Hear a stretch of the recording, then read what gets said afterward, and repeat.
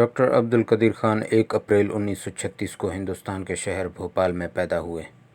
ان کے والد عبد الغفور خان اسکول کے ہیڈ ماسٹر تھے اور وہ اس دور کے بہت پڑھے لکھے انسان تھے۔ ڈاکٹر اے کیو خان نے اپنا میٹرک بھوپال میں مکمل کی اور پھر اپنے ماں باپ کے کہنے پر وہ پاکستان آئے۔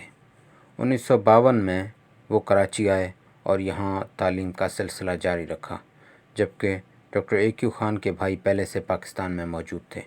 ڈاکٹر اے کیو خان نے 1960 میں کراچی یونیورسٹی میں اپنا گریجویٹ مکمل کیا اور میٹرولوجی کی ڈگری حاصل کی اور پھر اعلیٰ تعلیم کے لیے باہر چلے گئے، جہاں وہ پہلے مغربی برلن اور پھر نیدرلینڈ کے شہر ڈیلفٹ میں، جہاں 1967 میں میٹرولوجی میں ماسٹرز کی، اور پھر انہوں نے 1972 میں بیلجیم کے کیتھولک یونیورسٹی لیون سے میٹرولوجیکل انجینئرنگ میں ڈاکٹریٹ کی۔ اس دور میں ملک ٹوٹ چکا تھا، بنگلہ دیش الگ ہو گیا تھا، جس کا ڈاکٹر صاحب کو بہت دکھ تھا۔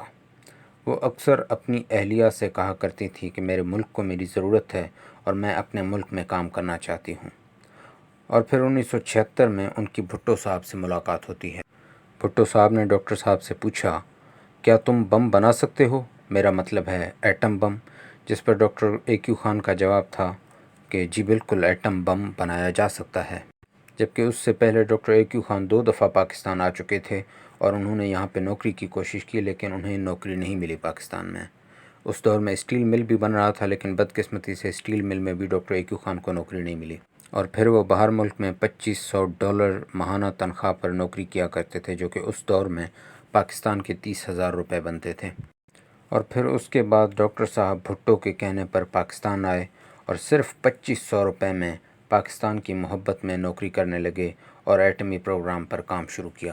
انہوں نے 20 انتہائی قابل لوگوں کی ایک ٹیم بنائی اور ایٹمی پروگرام پر خوب کام شروع کیا، اور صرف 8 سال کی قلیل مدت میں انہوں نے ایٹم بم تیار کر لی۔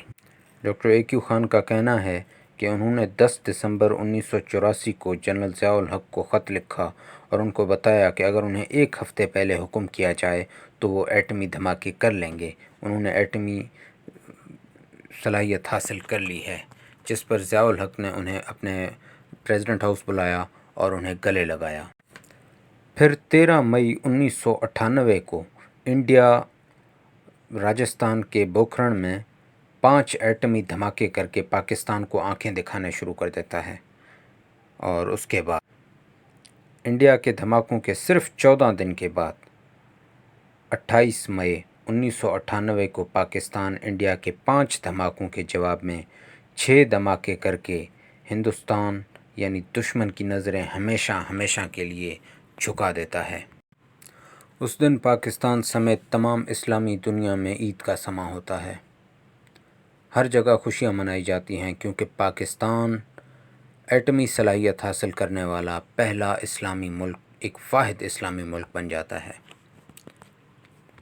اور ڈاکٹر اے کیو خان پاکستان کے ہیرو بن جاتے ہیں۔ ڈاکٹر اے کیو خان پاکستان کے محسن ہیں، پاکستان کے ہیرو ہیں، لیکن ویسٹرن ورلڈ میں انہیں ویلن سمجھا جاتا ہے۔ ان پہ ایٹمی صلاحیت چرانے کے الزامات لگائے جاتے ہیں اور انہیں ایک ویلن سے زیادہ نہیں سمجھا جاتا باہر ملک میں۔ سن 2004 میں جنرل پرویز مشرف نے امریکہ کی دباؤ میں آ کر ڈاکٹر اے کیو خان کو نظر بند کیا اور انہیں مختلف تکلیفیں دیں۔ 2004 میں ہی انہوں نے پی ٹی وی پر انہیں ایک تقریر کرنے کے لیے کہا، قوم سے معافی مانگنے کے لیے کہا، اور 2004 میں اپنے ڈاکٹر اے کیو خان نے پی ٹی وی پر آ کے ان جرموں کا اعتراف کیا جو کہ انہوں نے کبھی زندگی میں کیے ہی نہیں تھے۔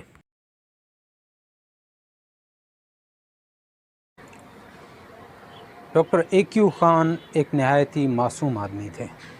اگر جن لوگوں نے ان کے انٹرویوز سنے ہیں، جو لوگ ان کو جانتے تھے، وہ لوگ یہ جانتے ہیں کہ ڈاکٹر اے کیو خان ایک بہت ہی سادہ طبیعت کے، ایک معصوم طرح کے انسان تھے۔ کچھ عرصے پہلے، تقریباً 2-3 سال پہلے، ڈاکٹر اے کیو خان کی جیو نیوز کے پروگرام ایک دن جیو کے ساتھ کے ہوسٹ سہیل وڑچ ان کے گھر ان کے انٹرویو کرنے کے لیے گئے۔ وہاں پہ جو سیکیورٹی اسٹاف ہے، انہوں نے ڈاکٹر اے کیو خان کے گھر میں کیمرے لے کے جانے کی اجازت نہیں دی. کافی کوششوں کے بعد ڈاکٹر اے کیو خان کے کافی کالز کے بعد بھی ان کے گھر میں کیمرے لے کے جانے کی اجازت نہیں دیا گیا. تو ڈاکٹر اے کیو خان اپنے گھر کے جو سامنے مارکیٹ تھے وہاں پہ چلے گئے انٹرویوز دینے کے لیے، تاکہ وہ کسی ہوٹل کے میز پہ بیٹھ کے انٹرویو دیں. لیکن انہیں کسی ہوٹل کے میز پر بھی بیٹھنے کی اجازت نہ ملی.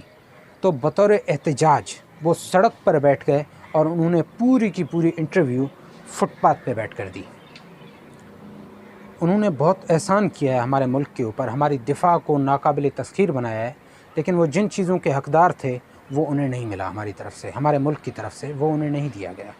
وہ بہت ہی انہیں شکوہ تھا یہاں کے حکمرانوں کے متعلق، کیونکہ انہوں نے انہیں وہ کچھ نہیں دیا جو وہ ڈیزرو کرتے تھے. اور جب سہیل وڑچ نے ان کے معمولات کے بارے میں پوچھا تو انہوں نے بڑے خوبصورتی سے اپنے دن بھر کے معمولات کے بارے میں سہیل وڑچ صاحب کو بتایا، اور ان سے ان کی معصومیت چھلکتی ہے. آپ ذرا یہ دیکھ لیں کہ کس طرح سے انہوں نے اپنے معمولات بتائے. معمولات کیا ہوتے ہیں؟ فجر کی نماز پڑھی، بلیوں کو کھانا دیا، اپنے اسٹاف کے لیے چائے بنائی. اسٹاف کے لیے چائے خود بناتے ہیں؟ ہمیشہ خود بناتا ہوں ان کے لیے چائے بنائی، ان کے لیے جلیبی ٹیبل پہ رکھیں. اچھا، اس کے بعد میں نے بیگم اٹھ گئیں، ان کے ساتھ ناشتہ کیا، بلیوں کو کھانا دیا، ان کے ساتھ ناشتہ کیا. اس کے بعد تھوڑی واکنگ کی باہر. اس کے بعد آ کر بیٹھا، تلاوت کی. تلاوت میں ضرور کرتا ہوں روز 1 گھنٹہ. اخبار پہ نظر ڈالی. اس کے بعد نرس آ گئی، ڈاکٹر آ گئے. انہوں نے دیکھا کہ ابھی زندہ ہے، حیات ہے، اس کا دل دھڑک رہا ہے نہیں دھڑک رہا. اچھا، اس کے بعد فزیوتھراپسٹ آ گئے، انہوں نے ایکسرسائزز کرائیں. تو 12 بج جاتے ہیں.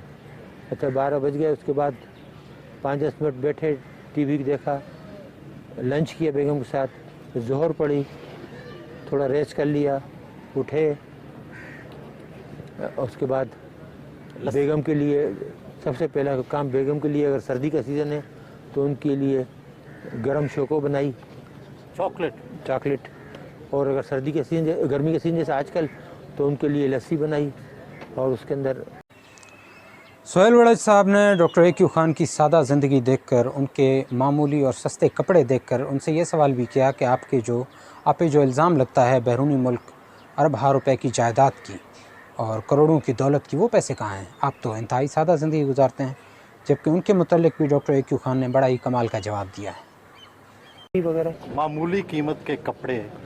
کہا تو یہ جاتا ہے کہ آپ کے بیرون ملک خفیہ اکاؤنٹ ہیں، بیرون ملک ہوٹل ہیں، وہ ساری دولت کہاں ہے؟ وہ میں نے سب ڈونیٹ کر دی گورنمنٹ آف پاکستان کو. میرے پاس جب آئے تو میں نے پاور آف اٹارن دے دی کہ تم سب لے لو. کیا یہ ایسے الزامات ہیں؟ جھوٹے پکے اول درجے کے. میں نے آپ کو بتایا نا کہ جتنے منافق اور جھوٹے اس قوم میں ملیں گے آپ کو، خاص طور سے حکمرانوں میں نہیں، اور کہیں نہیں ملیں گے.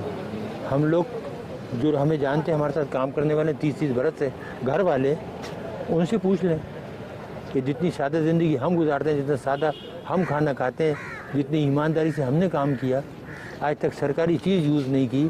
اگر دفتر کا آدمی آیا تو اس سے کام لیا تو اس کو ہمیشہ 500 روپے دیے. ڈاکٹر صاحب، کتنی پینشن ملتی رہی آپ کو؟ پہلے تو ملتی تھی 4467 روپے، ابھی 19000 ہو گئی. پھر بعد میں گورنمنٹ کی اسپیشل پینشن دی ہے. جب انہیں یہ پتہ لگا کہ ان کے پاس کوئی پیسہ ویسا نہیں ہے، انہوں نے کوئی چوری نہیں کی، اور یہ سب بکواس تھی، پروپیگنڈا تھا، نہ مکان ہے، نہ اکاؤنٹ ہے، نہ کچھ ہے، تو پھر آئے کہ جی ہمیں پتہ ہے آپ کو بہت تکلیف ہے فائنینشلی، بہن بھائیوں سے لے کے گزارا کر رہے ہیں، تو پھر ایک اسپیشل پینشن دی. ان کے علاوہ ان کے گھر والوں کو بھی ان سے ملنے نہیں دیا گیا، اور ان کے بیٹی جو ان سے تقریباً 200 گز کے فاصلے پر رہتی تھی، انہیں بھی کافی عرصے تک ان سے نہیں ملنے دیا گیا. اور جب اپنے انسان کے قریب ہوتے ہیں اور انہیں ان سے ملنے نہیں دیا جاتا تو یہ ایک بہت بڑی اذیت کی بات ہوتی ہے. اور ڈاکٹر اے کیو خان نے اس متعلق بھی کھل کر جو ہے وہ بات کیا سہیل وڑچ صاحب سے. آتی رہتی ہے. تو یہی تو سب سے بڑی بدماشی تھی کہ جن لوگوں کے ساتھ ہم نے اتنا احسان کیا کہ ہماری بچی جو ہم سے 200 گز دور رہتی ہے، اس کو 4 مہینے ہم سے نہیں ملنے دیا، اور نواسیوں کو. اور ہمارا جو فیملی ڈاکٹر تھا اس کو نہیں ملنے دیا، آنے نہیں دیا 3 4 مہینے. اور بہن بھائیوں کو نہیں ملنے دیتے تھے 2 مہینے 3 مہینے. اور آپ ابھی بھی دیکھ لیں کہ कोर्ट के आर्डर के बावजूद किस तरह लोगों को परेशान कर रहे हैं आप लोगों को। 2 बार निशान इम्तियाज़ मिला, 1 बार हलाल इम्तियाज़। क्या ये निशान अभी तक आपके पास हैं या ये भी वापस ले लिए गए? नहीं, ये तो मेरे पास है। तो इनका भी तो कुछ फ़कार है। ये तो कोई ले नहीं सकता, ये तो जब तक कि मैं खुद वापस ना करूं। और ये मैं इन चोरों के हाथों से थोड़ी लिया, मैंने अपनी मेहनत के बल पे लिया है। जो मैंने इस मुल्क को दिया उसकी रिकग्निशन में बेनज़ीर साहिबा ने दिया,